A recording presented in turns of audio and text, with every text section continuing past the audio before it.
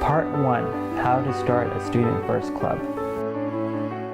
If you would like to start a club in your community, the first thing you're going to need a team of people that are going to facilitate this, that are going to be the trainers. And so once you have a team, you're going to have to reach out to a special ed coordinator, special ed administrator. Different states call them different things, and you're going to need to sell them on the idea.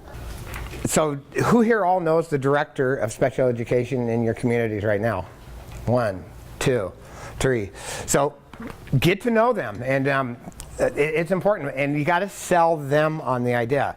Once you sell them on the idea, they'll start selling the special education teachers on the idea. And our first director, I want to say, was Midge. Am I correct? And she's not as involved nowadays, but she's still watching from afar, and she's just so impressed where we've came in the last 12 years. And once you start a club in one district, guess what happens with neighboring districts? Yeah, next thing you know, they're knocking on your door saying, hey, I would love to have what you guys are doing. But once you find your administrator from the special ed, they'll help you identify a teacher or classroom that they think is appropriate.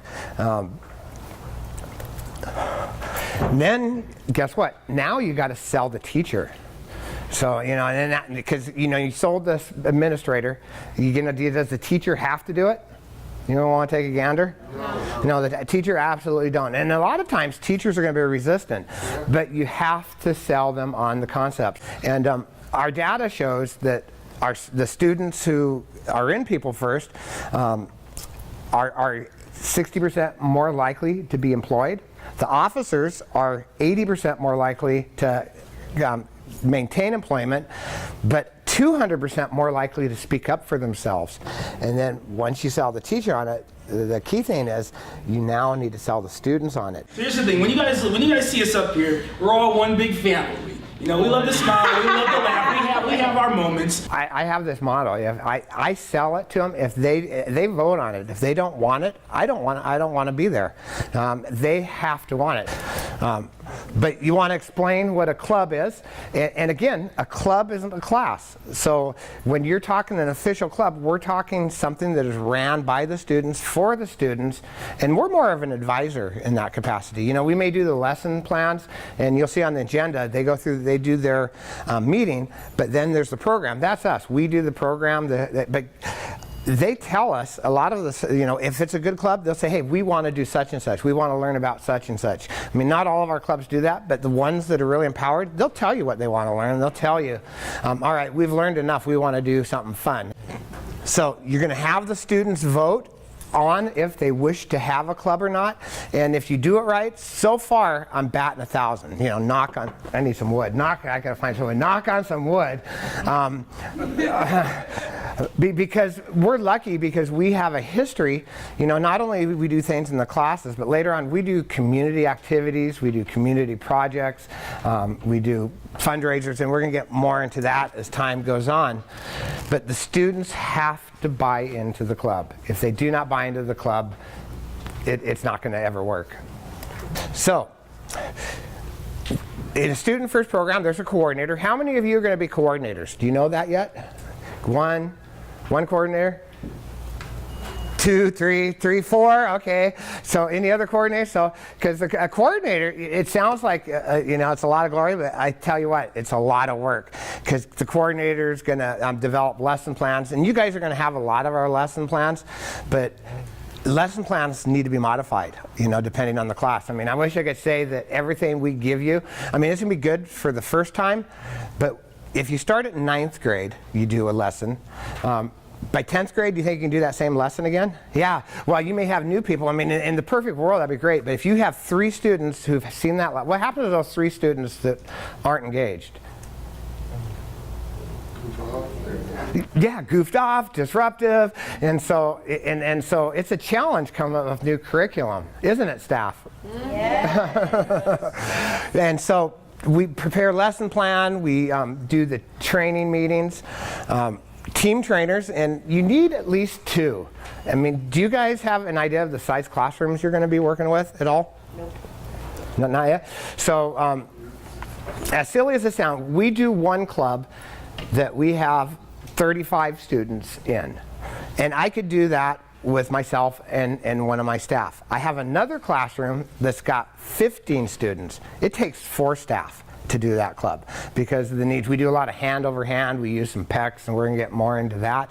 But depending on the needs of the students, so is East Valley difficult, folks? Yeah. And so it's a diverse group, and so a lot of one-on-one. And so when you think in 4 staff for 15 students, it sounds like a lot, don't it? But we're really barely meeting the needs of those students, trying to get our message through. All staff need to be energetic, and you can tell my staff have that, right? You guys hear them back in the background, they got the energy. Need to be energetic, focused, and engaging. And dealing with young people, and I wouldn't change anything in the world, my job is to keep them focused. My job is to keep them focused. Because they're engaging, they're energetic, and the students absolutely love them. So all must complete, and again, every state's different, but we make all of our staff pass the DDA background check. And I think that's important because you want to protect the students from anything potential.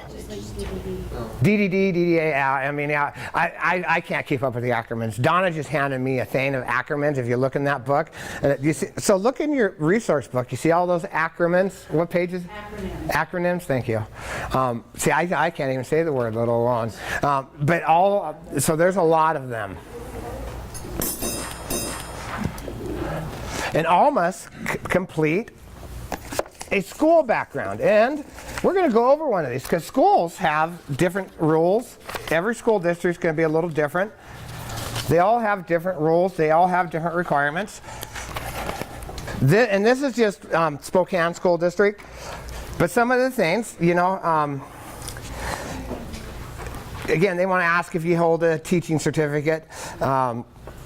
Have you had an educational job, a related license, permit, you know? And so what they're trying to do, if you were a teacher at one point and were got in trouble. Got in trouble. I can't think of a good word for that. Go hang on to those. We're good.